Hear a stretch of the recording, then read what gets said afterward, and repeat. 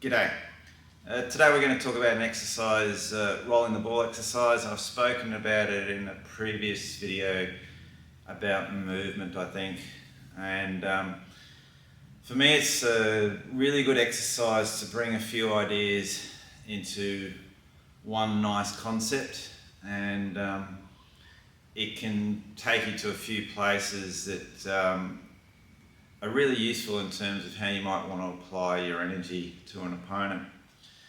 Now, as the name entails, rolling the ball, and I've stolen it from Tai Chi, because I do Tai Chi as well, but there's a lot to it in terms of how dynamic it can be, and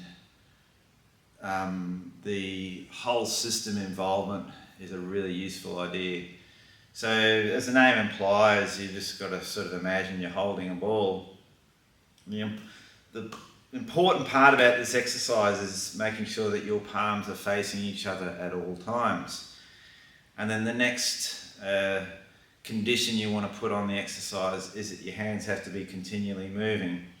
Now you can just do it very simply like that, and you would be within the rules obviously, but we want to be a little bit more experimental. We want to push things, we want to see how far they can go. There's a few things you can alter with this exercise. You can alter the speed, the tempo, the size and the shape, and also your relationship to the ball that you're holding. So there's a few avenues you can chase.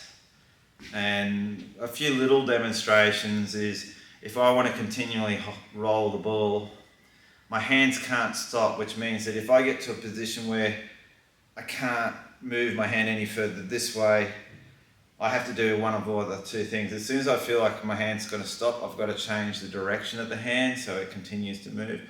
Or if I get to that position, I can actually change my body shape to allow for my hand to keep moving. Now, as you keep doing this exercise, you can do both. So not only does your hand get to a position where it needs to move, but I can actually start moving my body with it. And suddenly you've got this whole system involvement. The other thing I mentioned was the tempo. So we can be moving the ball like this, very simply. Then we can speed it up and slow down. So we can go from a very gentle Tai Chi to a very vigorous rolling the ball, so that I start getting my energy levels up. The other thing we can do is changing the size of the ball, and this creates some quite interesting movements. So we can make it very small, very intense, or we can make it quite large, such that I can't help but have my whole system involved. Lastly is I can actually start rolling the ball. I can be in the ball.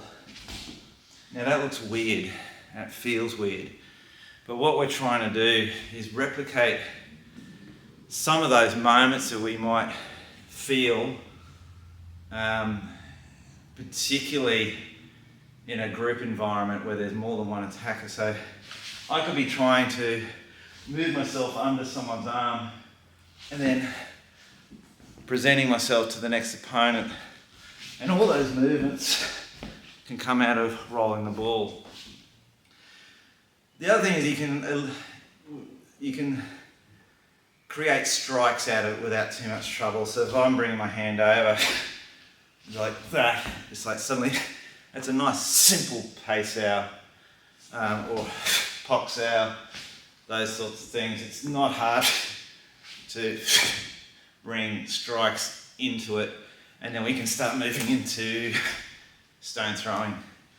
But the rolling the ball, the last thing I haven't mentioned, which is really important, is your breathing. So if we get this compression in our waist, we can start adding another dimension of energy to this movement. So we can be quite meditative about rolling the ball, and it's fulfilling the idea of hands moving, body moving, feet moving, body moving. So Then if we start bringing our breathing into it, we can bring some emphasis to the movement. That idea, okay? So there's a lot that you can learn just from this idea of rolling the ball and how you can start bringing your system into it, such that when I do other more technical movements, I can start seeing how that rolling of the ball can be the backing, sort of the foundation for some of these other strikes and techniques. So it's a really good exercise to train on your own. It also has a lot in common with the Chi Sao exercise and video that I put up earlier. So there's a lot to be gained from just simply rolling the ball. As I said, 2 rules. Hands have to stay facing each other at all times and they can't stop. So those 2 rules are really good parameters to work within, and your creativity can come from that. So have some fun with it. It's an exercise that doesn't have a wrong answer, so do what you want with it, but hopefully you can enjoy some aspect of it. Alright, thanks for watching. See you next time. Bye.